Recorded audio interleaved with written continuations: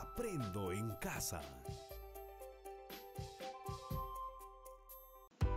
Durante este contexto de pandemia y distanciamiento social, hemos podido identificar situaciones que han podido producir algo de tensión en nuestras familias y en actividades que generan ciertas emociones como enojo, tedio y mayor distanciamiento.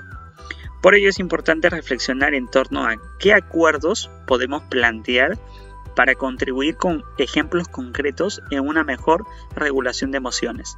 Por eso el día de hoy propondrás tu versión final de tu lista de acuerdos. Recomendaciones para sobrellevar quedarme en casa durante la pandemia. La pandemia puede disparar estados de ansiedad relacionados con el nivel de incertidumbre de la situación. Podemos sentir miedo, frustración, enojo, aburrimiento, tristeza, soledad. Aquí te dejamos algunas recomendaciones. Mantener los horarios de sueño. No sobreexponerse a noticias y consultar fuentes confiables. Aunque no salgas de casa, quítate el pijama para evitar la sensación de discontinuidad y organizar los ciclos del día. Puedes proponerte aprender algo nuevo a través de tutoriales o cursos online. Haz una rutina de ejercicios periódicamente. Continúa accediendo a la naturaleza y a la luz solar siempre que sea posible. Aliméntate bien y mantente hidratado. Mantén redes sociales de contención emocional con familia y amigos. Evita los grupos de chat que difundan noticias falsas o erróneas, ya que promueven pensamientos negativos. Sé considerado y flexible contigo mismo y trata de afrontar la situación positivamente. Si tienes hijos pequeños, habla con ellos de manera honesta y sencilla para que entiendan lo excepcional de la situación. Tanto los niños como los adultos requieren espacios de juego y esparcimiento, los cuales proveen emociones positivas. Si vives en espacios reducidos y en familia, no sobreexijas a los niños con tareas. Negocia con ellos sus actividades y responsabilidades. Si tienes hijos adolescentes, motívalos para que asuman un rol específico que ayude a la convivencia familiar. Aprovecha este tiempo para jugar en familia, disfrutando de los juegos que proponen los miembros de tu familia. Busca ayuda adicional si te sientes muy nervioso, triste o ansioso. Muy bien, esperemos que las recomendaciones ya vistas nos den una mejor noción de lo que tenemos que hacer ahora. No se olviden, el título de la sesión es Escribimos un listado de acuerdos para autorregular nuestras emociones y comunicarnos mejor en el hogar. El desafío en esta oportunidad es escribir la versión final de un listado de acuerdos formulados por nosotros mismos para autorregular nuestras emociones y comunicarnos mejor en nuestra convivencia en el hogar. Mucho ojo, porque esto es el propósito, de aquí se desprende toda la actividad. Antes, algunas apreciaciones.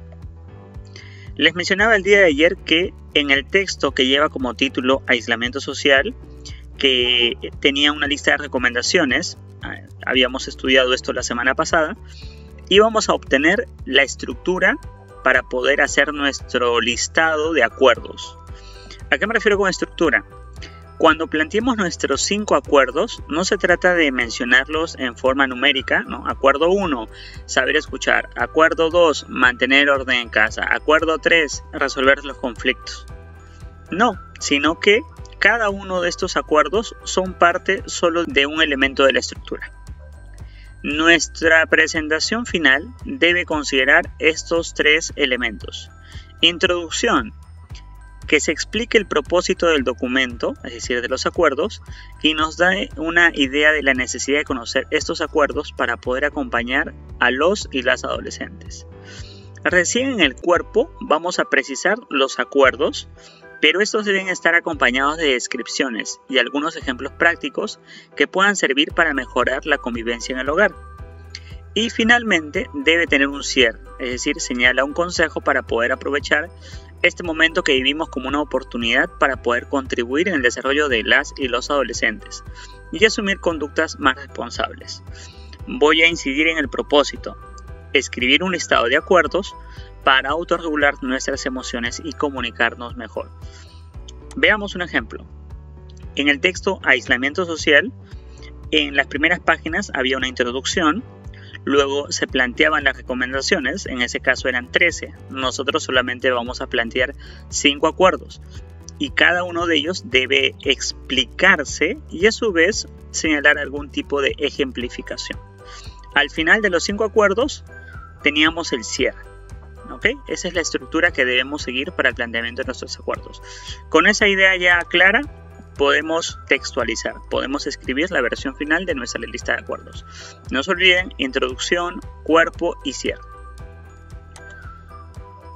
Terminada la redacción, pasemos un vistazo contestando de manera muy personal, no hay necesidad de escribirlo, las siguientes preguntas para saber si es que la versión final está bien escrita. Primera pregunta, ¿las ideas que desarrollo a lo largo de mi texto se adecuan al propósito planteado en mi planificación? Recuerden cuál es el propósito. ¿He tomado en cuenta a mi destinatario y el registro en mi proceso de redacción? Mi texto no presenta digresiones, repeticiones, contradicciones o vacíos de información y además hace un uso adecuado de los recursos gramaticales y ortográficos, expresando las ideas con claridad, precisión y de forma breve. Finalmente, en cuanto a los recursos visuales, como las imágenes, empleo recursos visuales y los organizo de tal forma que contribuya al propósito de mi texto, tomando en cuenta sus características. Lo ideal es que una vez que hayan escrito la versión final, puedan contestar de manera afirmativa la mayoría de estas preguntas. No hay necesidad de transcribirlas. Este es un ejercicio que ustedes deben realizar para verificar que ese texto final o esa producción esté bien elaborada. La segunda actividad consiste en contestar las preguntas de autoevaluación, que en este caso vienen a ser 6. Y finalmente, presentar como evidencias una foto de la versión final de la lista de acuerdos y una foto de la ficha de autoevaluación. Bien, ha sido todo por el día de hoy. Me despido y quedaré atento a las dudas o inquietudes que puedan tener. Antes de concluir, me gustaría hacer hincapié en que los acuerdos que vayan a plantear verdaderamente sean útiles, porque ustedes, al ser agentes de cambio y al proponer acuerdos dentro de su entorno familiar, ya están haciendo ese cambio.